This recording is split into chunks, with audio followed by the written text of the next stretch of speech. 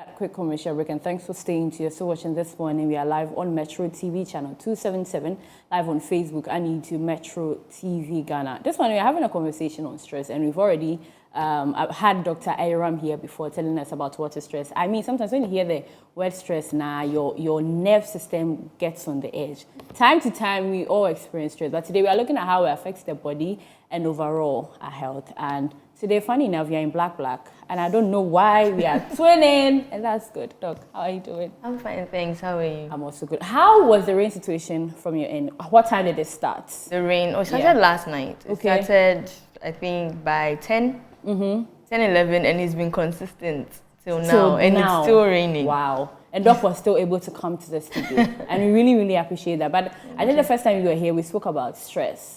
But then for the benefit of everyone, again, we should start the conversation afresh. Okay. What is stress? So stress, you can define stress loosely from the dictionary as either a mental or emotional or physical or even chemical stimulus that affects the body and causes it to react in a certain way. So that's a loose definition. Okay. So if you're coming to, even when it comes closer to health, you look at how the body reacts to these stimulus and how the body changes or adapts according to it. Okay. So depending on what happens to the body sets up certain regulatory mechanisms that enables a human being to sort of adapt to it. Okay, so when the stress stimulus comes, maybe it can be an emotional problem, it can be something that happens in life, something that happens in the family, even physical. When you fall sick, it's some kind of stress onto the body. Yeah. And the body sets up certain regulatory mechanisms that enable you to sort of get over it over time. Yeah. So now it becomes a little bit of a problem when this stressful event or stressful happening takes longer than usual. So the body starts and it has set up a certain quick regulatory mechanism to it. And then now the body has to find a way to maintain you. Yeah. So when the stressful events moves from acute to somewhere chronic, like maybe something with your job or someone is sick, person's not getting better, or all these things you're experiencing, then your body has to find a way to sort of maintain you. And that comes with some ill effects. So it can affect your behavior, it can affect your cognitive functions, it can affect your mood, it can even affect your health. Wow. You see, so when the stressful event doesn't go, then you have these adverse effects. Yeah. But notwithstanding, I would like to say that stress is not entirely bad. You see, there's a certain way that we live in this world and change is inevitable. Yeah. So many things can happen to you, and you just have to rise to the occasion. So stress can also kind of make you work faster or work smarter. Wow. Depending on what happens. Then it's true they say that stress isn't all that bad. No, it's not all that bad. Okay, so sometimes it's 50-50 good or 80-20 good. I would say 60-40. Okay. And the reason why I'm saying this is it depends how bad or good stress is. It depends on the individual and how you perceive the challenge, how you perceive what has happened to you. So if you are able to perceive it as maybe a good thing, some things are not good, but if you're able to find like a tiny silver lining and you have a positive outlook on it, you'll be less stressed than someone who feels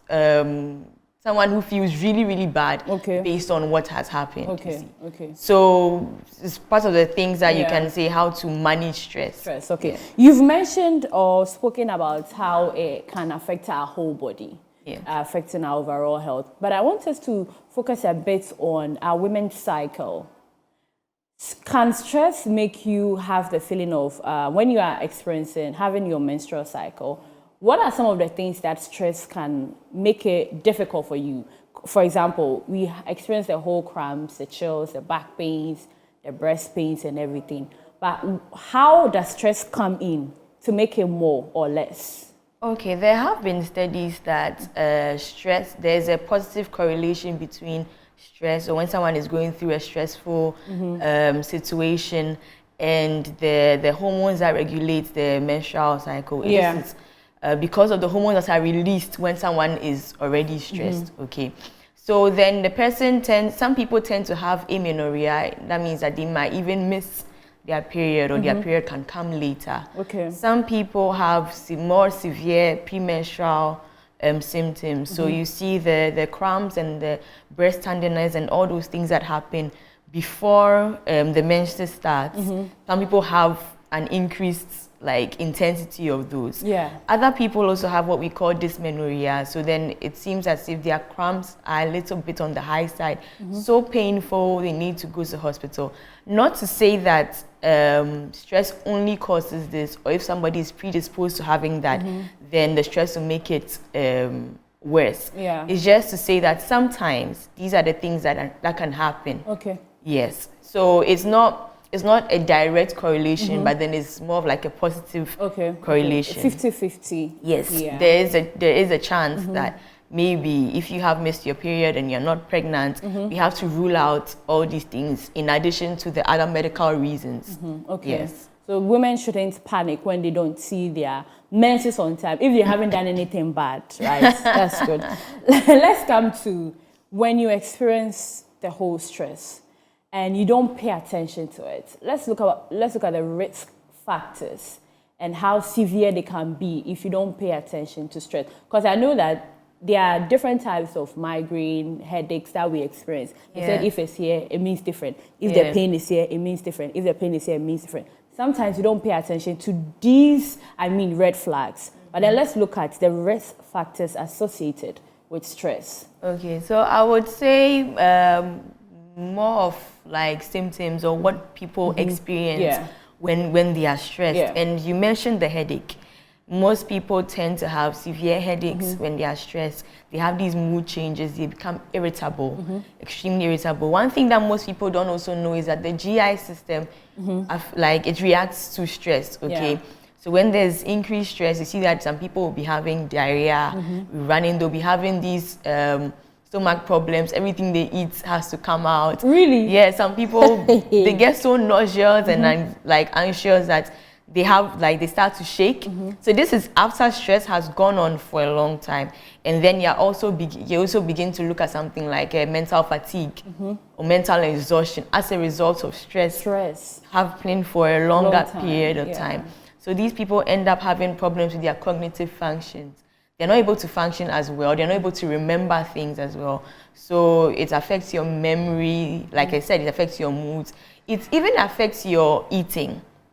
So some people will tend to eat more, and then they tend to lean towards more of the junk, things that will make them feel a little bit better. Some people will tend to eat less, you see. So like I said, everybody reacts differently. But then once you see these changes, you have to take note of it and start doing something about it. Because your body is in some sort of a hyperactive mood, and you have to try and calm it down and try and calm your mind down, especially. So that you can be more effective in your day. Can stress kill? I wouldn't say immediately or directly, but I would say that stress, because of stress, some people are their immune system actually becomes lower. So your body's ability to fight diseases also becomes lower. So you become predisposed to diseases. Another thing is that people end up getting more of the hypertension and acute coronary syndrome. All of these things, it's all from the lifestyle. So you are stressed, your hormones are out of whack, you are having hypertension and everything as a result of the stress. You're having headaches, you are not well, you are not healthy. Okay? And then you're stressed, you're not eating well, you're not resting enough. And then it's just like a cascade, and it keeps going down. So stress will not kill you immediately or directly, especially if you are able to manage it.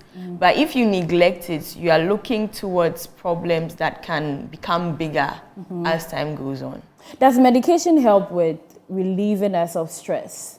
Okay, I wouldn't say, so this is where stress predisposes someone to more mental health disorders or mental health problems that they need.